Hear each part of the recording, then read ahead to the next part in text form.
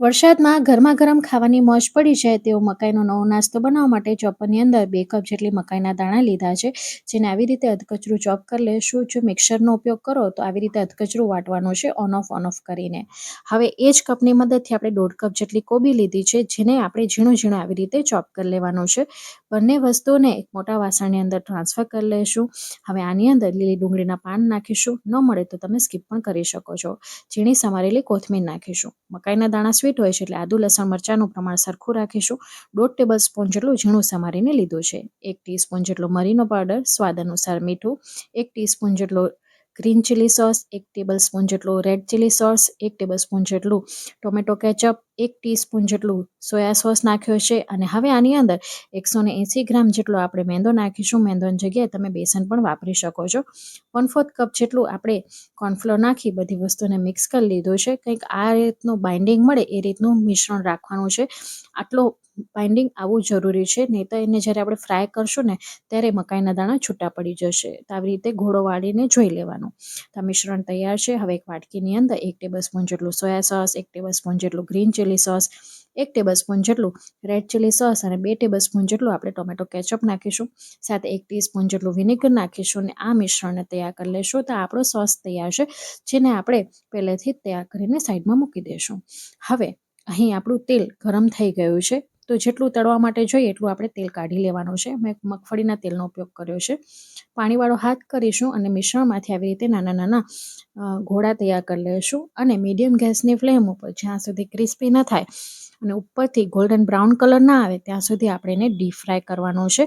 તમે ઈચ્છો તો એને સેલો ફ્રાય પણ કરી શકો છો. આપે પેનની અંદર થોડુંક તેલ લગાડી અને આ બોલ્સ બનાવીને પણ તમે કરી શકો છો. અને અથવા તો મોટા પેનની અંદર પણ તમે એને સેલો ફ્રાય કરી શકો છો. જે રીતે ઓછા તેલમાં પસંદ હોય તો તમે એ રીતે પણ બનાવી શકો છો.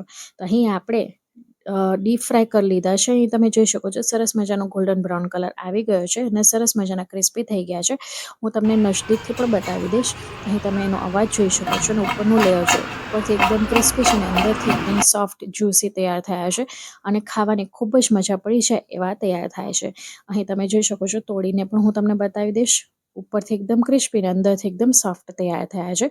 હવે આવી રીતે મેં અહીંયા બધા બોલ્સને ડીપ ફ્રાય કરીને તૈયાર કરી લીધા છે, જેને સાઈડમાં મૂકી લેશું.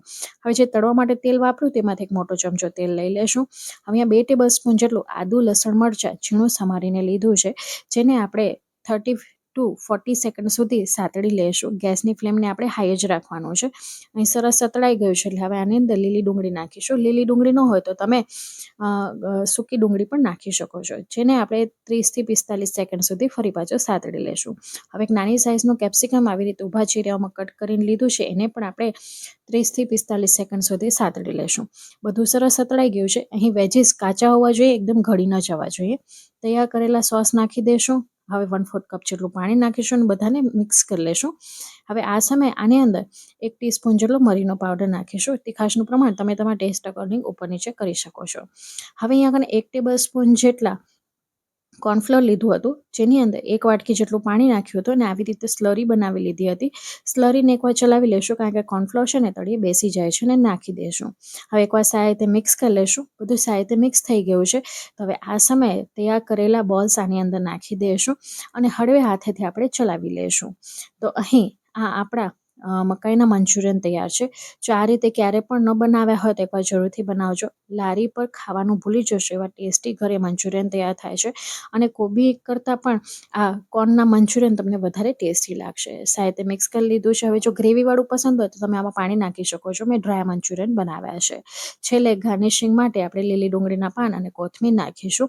ગરમા ગરમ ખાવાની ખૂબ જ મજા પડે છે વરસતા વરસાદમાં. તો એકવાર આ રેસીપી જરૂરથી ટ્રાય કરજો. શું તમે ક્યારે આ રીતે બનાવ્યા છે મંચુરિયન? જો બનાવ્યા હોય તો તમારો અનુભવ શેર કરવાનું ભૂલતા નહીં. હું ફરી મળીશ આવી જ નવી રેસીપી સાથે. ત્યાં સુધી આવજો. Bye, take care.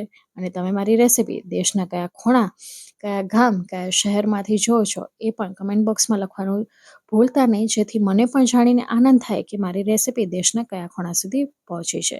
તો તમે જોઈ શકો છો, લારીના ભૂલાવી દે તેવું મકાઈનું મંચુરિયન આપણું તૈયાર છે. એકદમ જ્યુસી સોફ્ટ આ ખાવામાં લાગે છે. તો એકવાર આ રેસીપી જરૂરથી ટ્રાય કરજો. ચાલો ફરી મળીશ. ત્યાં સુધી આવજો. Bye, take care. Thanks for watching.